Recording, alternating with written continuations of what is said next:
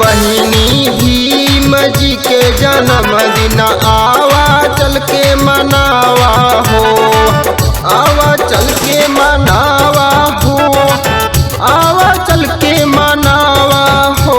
हे भैया भीम जी के जन्मदिन आवा चल के मनावा हो।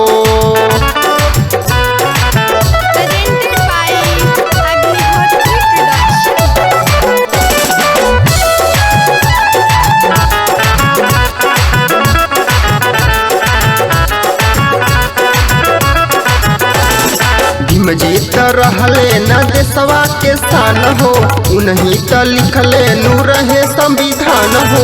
भीम जी त रहले न देशवा के शान हो, उन्हीं त लिखले नू रहे संविधान हो, उन्हीं त लिखले नू रहे संविधान हो। ए भैया भीम जी के जन्मदिन आवा चल के मनावा हो।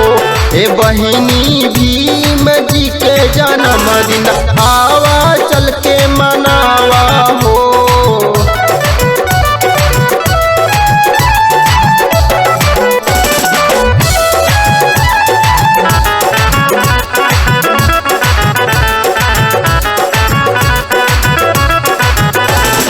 भीम जी के रहे हो महिमा निराली, बहुजन के हवे अज होली दिवाली।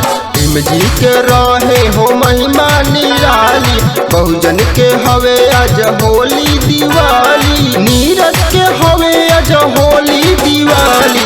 भैया भीम जी के जन्मदिन आवा चल के मनावा हो।